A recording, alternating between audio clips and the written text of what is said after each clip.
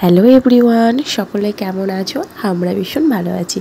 আশা করি তোমরা যে যেখান থেকে ভিডিও দেখছো সকলেই ভালো আছো। আজকে হচ্ছে আমার মাম্মাম সোনার বার্থডে। তো আজকে একটা বার্থডে ব্লগ তোমাদের সাথে শেয়ার করি। বার্থডের সাথে রয়েছে অনেক অনেক নতুন উপহার, সেটা আমার নতুন বাড়ির ঘর সাজানোর জিনিসপত্র। সেগুলোও তোমাদের সাথে টুকটাক দেখাবো। ভিডিওটা স্কিপ না করে পুরোপুরি দেখতে থাকো। তো গুড আফটারনুন। আজকের ভিডিওটা আমি দুপুর থেকে শুরু করছি। দুপুরবেলায় আমি বাড়ির সমস্ত কাজ করে, জামা কাপড় অনেকটাই ছিল, কাচাকুচি করে স্নান করে চলে এসেছি রান্নাঘরে।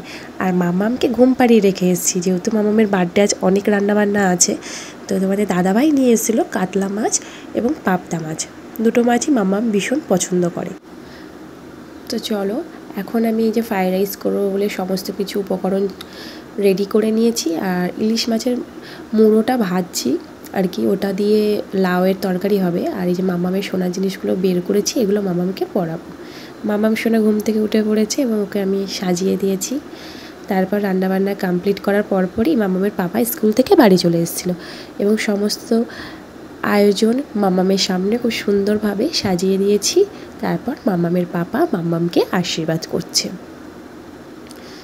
তো খুব সিম্পলি আমি ঘরটাকে সাজিয়েছি, যেহেতু আমার জিনিসপত্র সব কিছু এবাড়ি থেকে ওবাড়ি শিফট করা হবে। আর লাঞ্চের মেনুতে ছিল ফ্রায়েড রাইস, ভেজ ডাল, কাতলা মাছ, পাবদা মাছ, 5 রকম ভাজা, তার সাথে 5 রকম মিষ্টি এবং ফল, স্যালাড আর সমস্ত প্যাকেট জাতীয় খাবার। আর সন্ধ্যাবেলার দিকে মাম্মামের কেকটা কাটা হবে। আর মাকে বলেছিলাম একটু পায়েস বানিয়ে নিয়ে আসতে। মা যেহেতু পায়েসটা খুব ভালো বানায়, তাই পায়েসটা বানিয়ে মাকে আনতে বলেছি সন্ধ্যের দিকে। এরপর আমি একটু মাম্মামকে আশীর্বাদ করি। মাম্মামকে আমি যখন আশীর্বাদ করছিলাম, উলুলু দিচ্ছিলাম, তখন মাম্মাম ভীষণ খুশি হচ্ছিল। মাম্মাম বেশ অনেক দিন ধরেই বলতো যে আমার বার্থডে কবে হবে। তো ফাইনালি ওর আজকে বার্থডে। ও তো ভীষণ খুশি এবং সবাইকেও নিজেই বলছে যে জানো আমার আজকে বার্থডে। আর এখন বিকেলবেলায় আমরা চলে এসেছি একটু নতুন বাড়িতে। সন্ধ্যেবেলায় কিচেনে চিমনি লাগানোর কথা আছে, তাই আর কি আমরা আসলাম। আর একটু বাথরুমটা দেখছিলাম যে কেমন লাগছে আর কি ফাইনাল লুকটা। তো বেশ ভালোই লাগছে, অনেকটাই স্পেস আছে।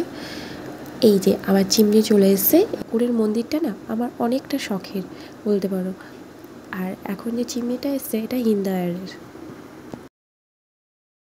শুনেছি খুব ভালো, তো তাই এটা নেওয়া হলো। দেখা যাক, ব্যবহারের পরই বুঝতে পারবো কোনটা কতটা ভালো। আর আমি কিচেনটা পরিষ্কার করে দিয়েছিলাম, প্রচণ্ড নোংরা হয়ে আছে ঘর, মানে ইলেকট্রিকের কাজ হয়েছে, ওয়ার্ড্রপের কাজ হয়েছে। তো যে যেরকমভাবে পেরেছে ছড়িয়ে ছিটিয়ে চলে গেছে, সেগুলো আমি এসে পর্যন্ত ঝাড় দিয়েছি, পরিষ্কার করেছি, কিচেনটাও পরিষ্কার করছি।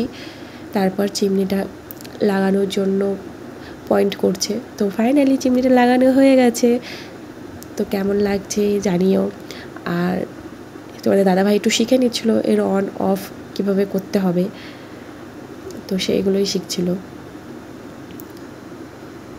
তো এটা হাত তাড়ালেই আর কি অটোমেটিকলি অন হয়ে যায়, অফ হয়ে যায়। আর এখন সন্ধ্যাবেলায় মাম্মাম একটু কেক কাটিং করবে।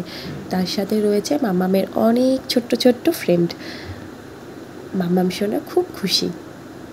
মাম্মামের কেকটায় কিন্তু আমরা নাম লিখিনি। মাম্মামের পাপা খুব একটা পছন্দ করে না, মানে ও কেক কাটাটাই অ্যাকচুয়ালি পছন্দ করে না। ও জন্মদিন মানে মনে করে 5 তরকারি ভাত আর পায়েস, ওটাই আর কি বেশি ভালো বলেও ও মনে করে। কারণ কেকটা ওর মনে হয় ওয়েস্টার্ন কালচার, তো নাম লিখে সেটা কাটা, সেটা ওর কাছে শুভ বলে মনে হয় না। যে জন্য মেয়ের কেকটাও নিচ্ছিল না। আমি যদিও জোর করে নিয়েছি, তাই আর কি ওর তাদের নাম লেখা হয়নি, যেহেতু ওর পাপা এটা পছন্দ করে না সেই জন্য।